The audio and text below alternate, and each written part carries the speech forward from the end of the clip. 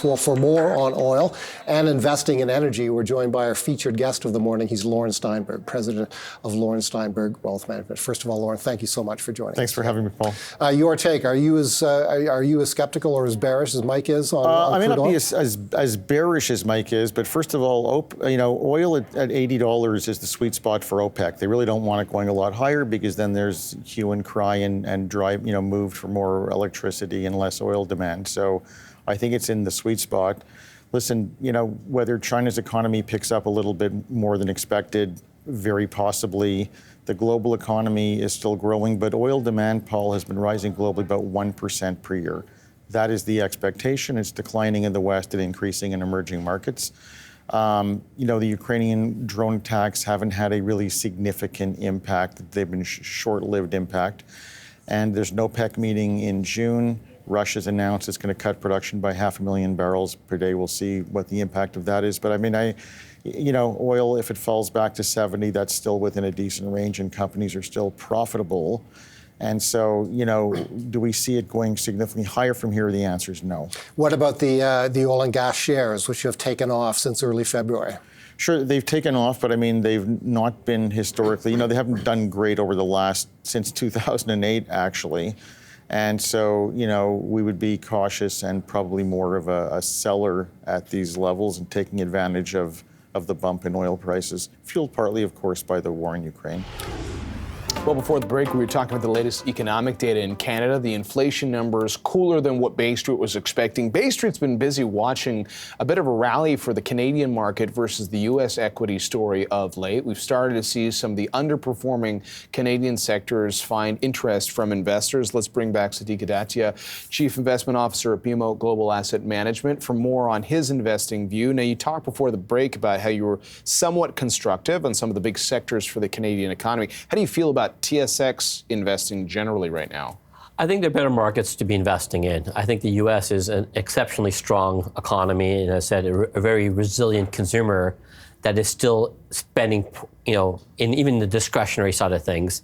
You got international markets where I think are turning the corner of positive surprises and, really bad news priced in with great valuation. So it's not our favorite market, Canada. But we're not necessarily, thinking about it being a disastrous market by any means either. Just there's better opportunities in outside of Canada. And when you think about, so you've got this, call it an overweight view on the U.S. So you skewed a little bit more heavily towards investing in equities in the United States, where everybody constantly talks about tech.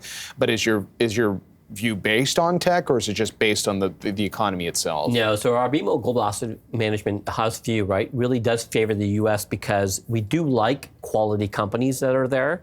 That does include some of the heavyweight tech companies, but we do think it's going to be a bit of a rotation and some catch up in some of those interest rate sensitive names, including financials as an example. So we do think there'll be a more broader based rally than what we saw last year.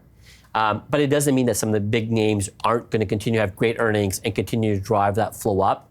Again, because those themes are still going to be predominant over the next few years.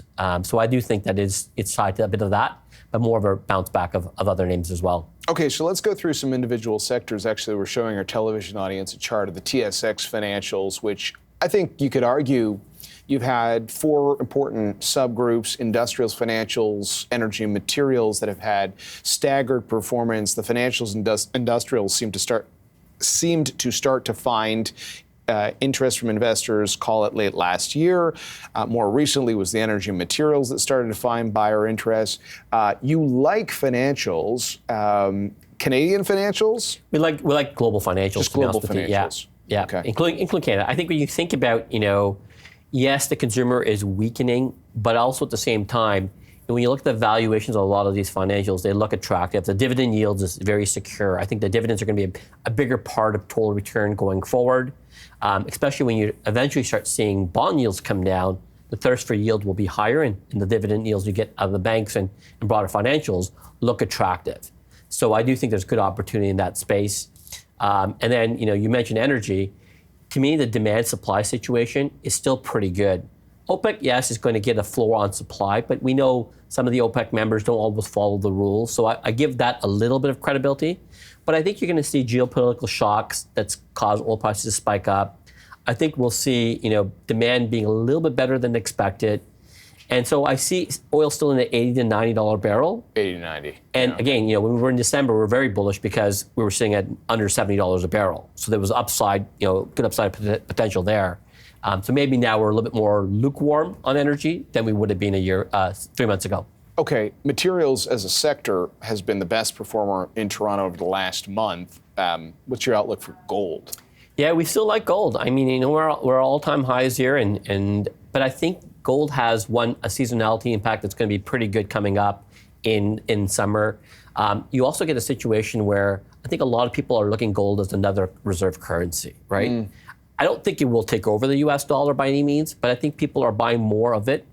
And then third part to that is that I think we're going to see more volatility in markets. And even though markets are higher this year, the volatility is being a little bit more fluctuating here, and I think that's good for gold as well. So when I put it all together, we see more upside in gold, but it's not like a straight line by any means. Just like we don't think we're going to see equity markets go up in a straight line. But by the end of the year, I think you're at new all-time highs in gold, new all-time highs in the equity markets as well. And I guess in theory, not always the case, but in theory, you'd need to see some weakness in the U.S. dollar against certain currencies to potentially see gold continue to hit all-time highs.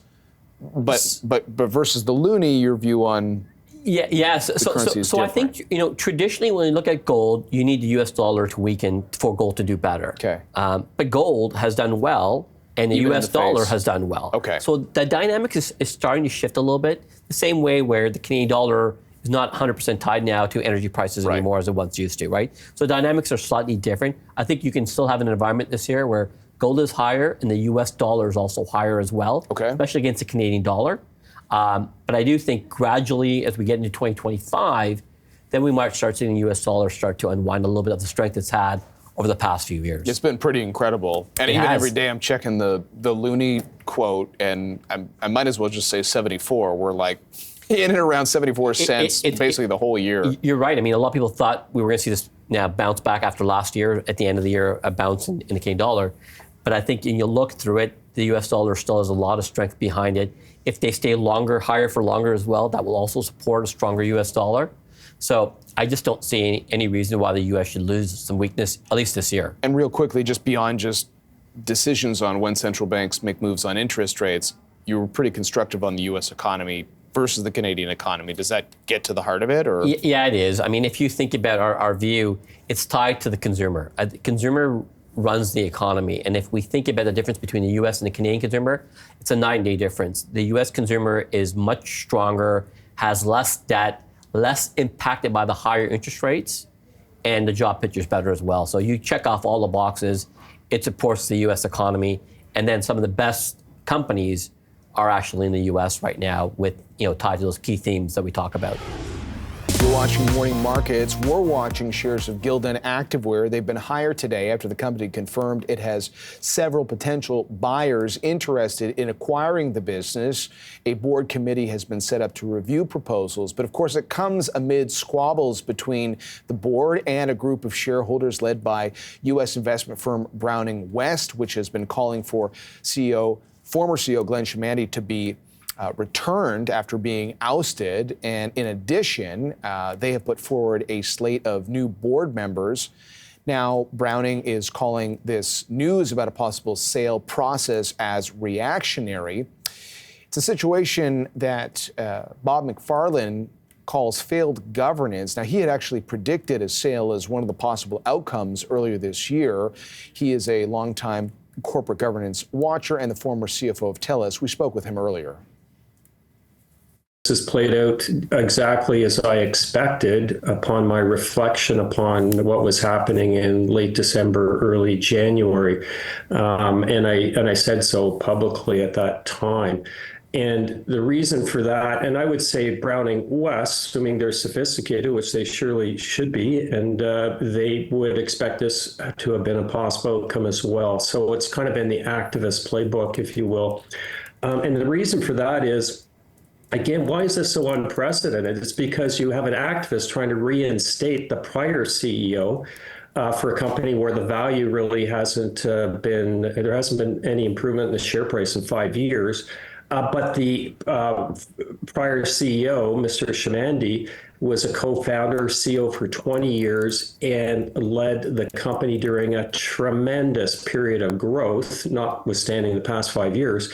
And you had a situation where, as you know, basic corporate governance, right? Boards appoint CEOs, so they serve at the pleasure of the board. The board serves at the pleasure of shareholders who get to vote them in Canada annually. So in this case, the board alleged that Mr. Shamandi was insubordinate, wasn't cooperating with a succession plan, was distracted from the business, and therefore they replaced him. And there is a shareholder group led by Browning West, who's relatively unknown, certainly to me, as saying we want to reinstate him as the CEO. He's the best person to lead the company. So why did I expect this to happen the way it has? Is given public statements that the activists have a collective voting position of circa 30%, and that not everyone shows up to vote at an annual meeting, and May 28th is the annual meeting when the board vote would be recorded, then the cards are kind of in for a likely board change unless something happens between now and then. And if you're the existing board, and then clearly what has happened is they are been suffering a governance discount since December of circa 15 to 20%. And that governance discount evaporates the second you have a possibility of a change of control circumstance. That's what's happened right here in the past day. So it's now trading at a premium to the unaffected price prior to the termination of Mr. Shamandi. So that's kind of what's happened. There apparently have been, according to the company, some unsolicited offers. They've engaged Goldman Sachs and RBC Dominion, well-qualified M&A advisors to evaluate potential bids and alternatives. And so at the end of the day, what the board will have to do at Gildan is weigh what is the value creation from the business plan continuing as is versus a offer on the table with whatever conditions are attached to it, and which is in the best interest of shareholders.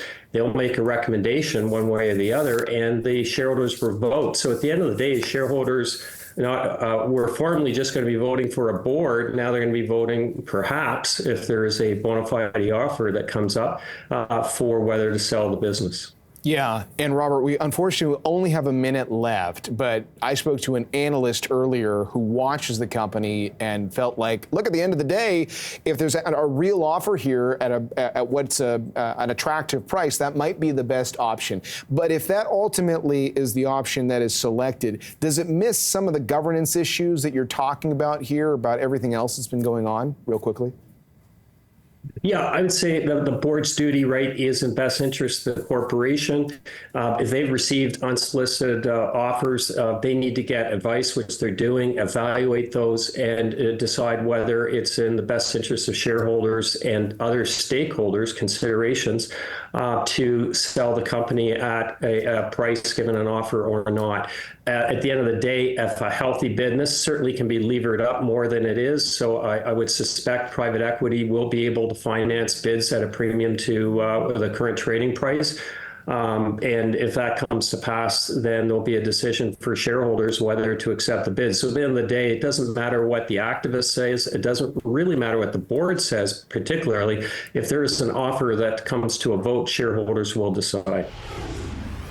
And I just misspoke briefly when I talked about those prior at S&P TSX highs. Both the record high close and the record intraday level were reached in early 2022. The close in late March of 2022, the highest intraday level in May of 2022. The IPO market has been quiet for a couple of years, but that changed today with Reddit's market debut. Those shares soared by 38% in the early moments of trading over the initial IPO price.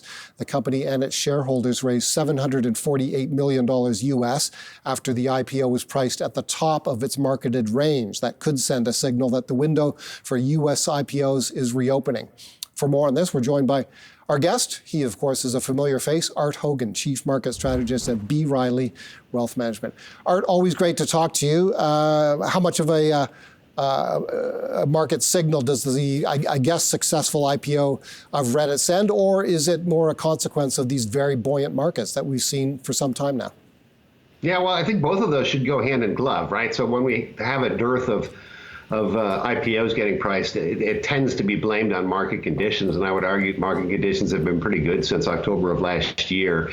And yet the window really hasn't opened. And I think having a couple of successful IPOs like we've seen over the last 24 hours, price and then settle into the market in a pretty positive fashion is likely going to be the next incremental step to get this backlog, which is massive, start to come to market in the second quarter of this year. I think if you talk to anyone, whether it's investment banks or the New York Stock Exchange themselves, they'll tell you that there are plenty of companies that are actively engaged that would like to come to market. And I think all of them are breathing a sigh of relief after Reddit's first day of trading here, and hopefully that remains consistent. The pattern of the Reddit success remains consistent as a publicly traded company. I think that really does open the door a bit more for the stronger market conditions that we've already experienced with the three major indices at all-time highs to actually include some new players and some freshly minted IPOs. What do you think of these markets, Art, at all-time highs? Canada has joined the party, if you want to call it that. It looks like it'll join it today with our national benchmark trading in record high territory as well. Are these markets too frothy? Are they overpriced?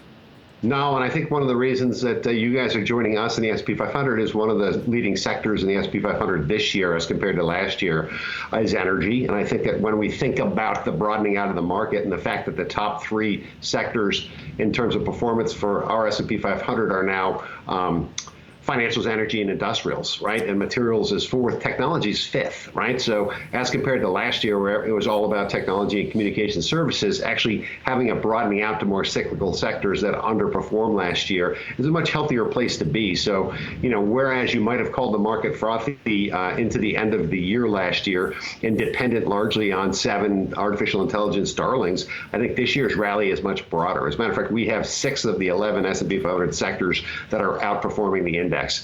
We didn't have that through the entirety of last year. The best we could do was 2, and that was technology and communication services. So I think we're in a healthier place here, and I think that health comes from a much broader spectrum of sectors and stocks that are actually performing well this year. How much of this positive market sentiment is due to perceptions of the Fed? And those perceptions are, of course, that the Fed is very close to cutting interest rates. But what if the number of cuts, for instance, is a disappointment to the market several months from now?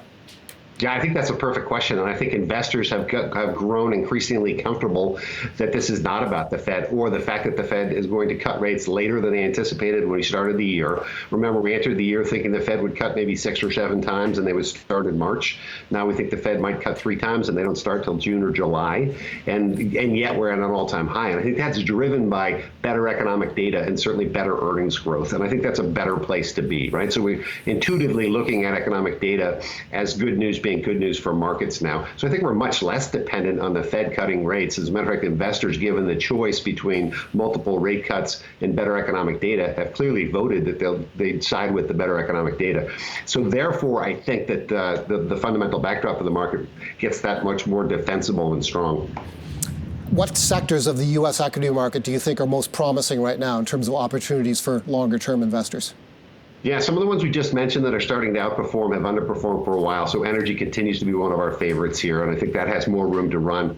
The multiples are certainly less demanding than what we see in technology. I think that financials continue to outperform again, massive underperformance over the course of the last 2 years. I think healthcare will have its day here as well. We spent most of last year focusing on 2 companies that provided weight loss drugs and GLP-1s, and now that's starting to broaden out, especially if we have a more active M&A environment where a lot of the big cap pharmas can start looking at some of the biotechs that are in phase 3. The other thing I would highlight, though, is that the small caps have a lot more mean reversion in them. If you look at the Russell 2000 small caps, they trade at a very undemanding 15 times forward, and the S&P is trading at 20 times the S&P's at a new high, and the Russell 2 is about 15% below its all-time high. So I think there's a lot of mean reversion. And the catalyst would be the fact that the economy continues to be resilient. That helps the small caps, and interest rates have likely peaked. So both of those headwinds from last year turn into tailwinds this year, and I think the small caps likely outperform the S&P this year. The rally in stocks took a breather today. The TSX retreating from yesterday's record closing level. And of course, in the US market, we've seen record after record broken, especially by the S&P 500 lately. We're joined now by a guest who says the TSX still trades at a very steep valuation discount to the S&P 500, and there may well be room left to run for Canadian stocks. We're joined by Brian Madden, Chief Investment Officer at First Avenue Investment Council. It's great to see you. Thank you, Andrew. Good to see you as well. You're looking back at some historical patterns and precedents. And what do you say when it comes to the TSX? I mean, is the TSX cheap right now, Brian? Yeah, in the absolute, it's reasonably priced, not barn burner cheap by historical standards, but the valuation disparity relative to its American counterpart, the S&P 500, is approaching some of the historically widest levels we've seen, with the TSX trading at about 15 times expected profits and the S&P 500 at a multiple closer to 21.5. So that gap of about 6.5 multiple points is large in the absolute. It's 30%, close to, and it's historically wide as well. You have to go back almost to the turn of the century to find a valuation gap between the two markets this wide. So if the S&P was to drop back to the TSX valuation, that would be a correction of about 25%. Yeah, close to, or a little bit more than that, in fact. So yeah, that would be a sharp pullback for the S&P 500. And to be clear, that's not the base case. Valuation disparities in a stock or in a market relative to another one can persist for a very long time. But historically, these are markets that are fairly correlated, not surprisingly. So our expectation would be that the convergence occurs in the good way, which is to say, the TSX plays catch up to the S&P 500, which, as you noted off the top, has been setting record high after record high, and the TSX is late to the party, so to speak. Just setting its first closing record in almost 2 years yesterday. What could inflate the multiple on Toronto stocks, do you think? Well, one of the things that's very interesting is a bit of a self-help story, truth be told, Andrew. We're seeing historically very high levels of shareholder activism in Canada. And that's hardly surprising when you see companies that are high-quality issuers that are just sort of being neglected or passed over as everyone locks on to the next shiny thing, which, for the last year and a half has been big mega cap US technology. But we've got active and ongoing shareholder activism campaigns in some big, well-known and well-established TSX companies like Gildan Activewear, notably got put in play earlier this week. Parkland Corporation, Engine Capital has been agitating for change there for quite some time. GFL Environmental would be another one, Melcor Real Estate Investment Trust, and so on and so forth. So, shareholder activism, is not a new thing. We've got a nice, warm and fuzzy name for it now, but when the likes of Carl Icahn started these tactics in the late 80s, they were sort of thought of as thugs or brawlers, and they called them corporate raiders. But in our view, shareholder activism is a feature and not a bug of our shareholder capitalism or shareholder environment here in Canada and the United States, for that matter, where Disney, for instance, would be a good high-profile American example where an activist is trying to agitate for change and value creation, value surfacing. Nelson Peltz making noise at Disney. Correct. Okay, yeah.